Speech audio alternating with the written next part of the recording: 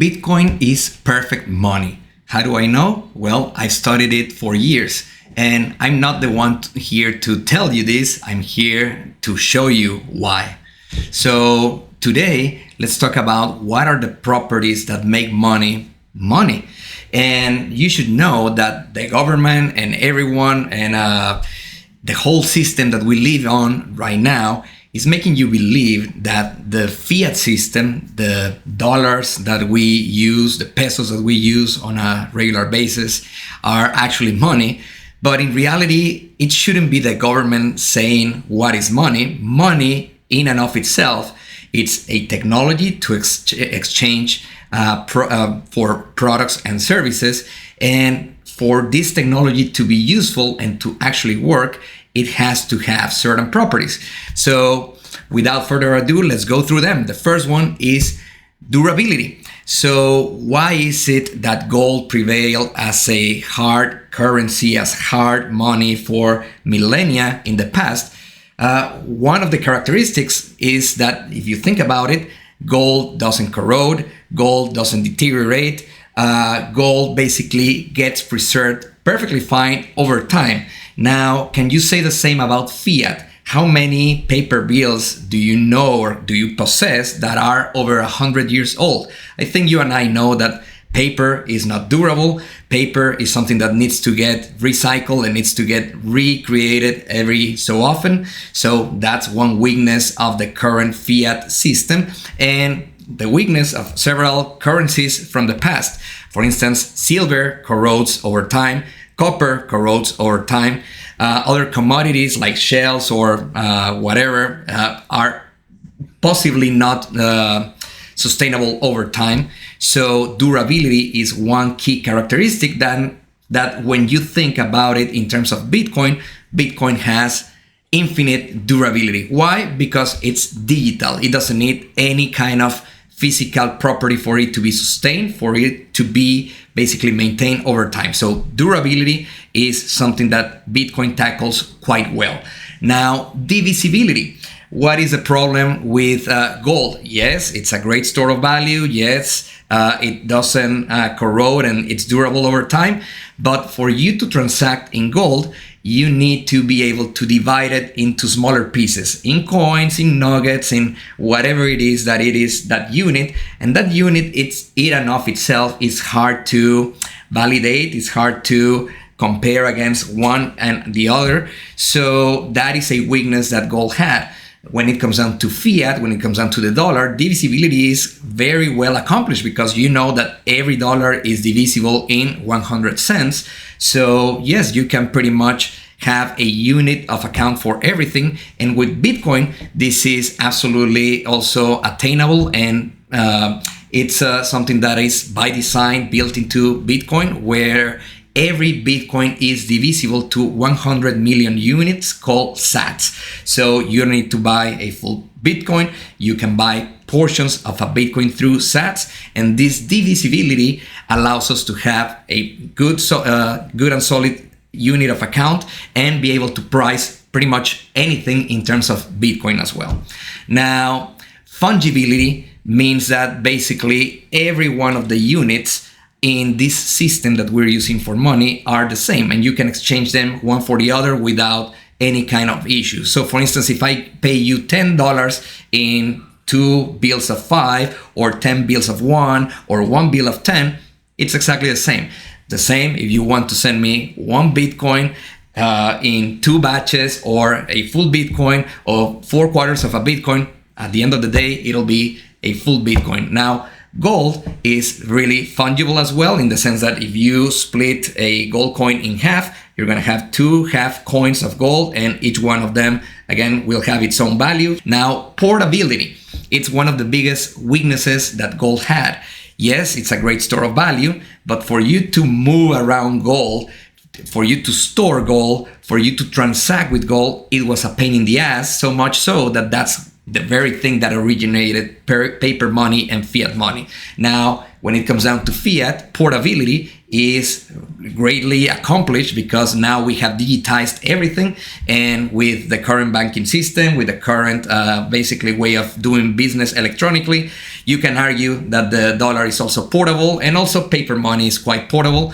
Now, when it comes down to Bitcoin, it is by design completely portable, instantaneously settled and transmitted. So you need to understand that when it comes down to the portability, yes, the dollar is very powerful. Bitcoin being digital is way more frictionless and powerful when it comes down to portability. Now, verification. Verification is one of those things that if you're dealing with gold, how do you verify that that gold that you have is actually gold and not something that looks golden, but it's just junk? You need to verify it.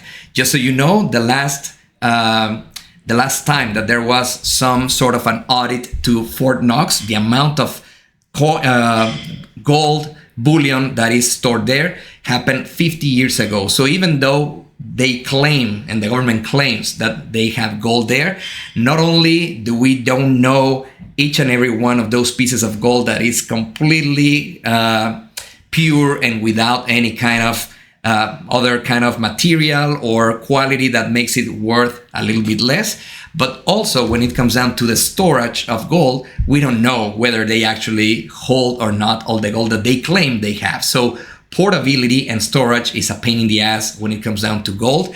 It is much better attained with the dollars, where again you can store them in a bank account, you can store them under your mattress or whatever in a paper fashion, way more easy to transport. But when it comes down to verifying the value of a dollar, that's where we have a leak, and there is nothing that stops the government from printing more and basically verifying that the supply on the dollars is actually the one that they are claiming they have. And more importantly, how do you claim that a dollar is real or not? Well, there are some safety things that we have within the bills themselves and the coins themselves, but we cannot ignore that there is counterfeit and that there are fake bills circulating over there. So yes, it's a crime, but faking or reproducing money is something that can be done in the real world. Now, in the Bitcoin world, every 10 minutes the blockchain gets certified. Every 10 minutes you get a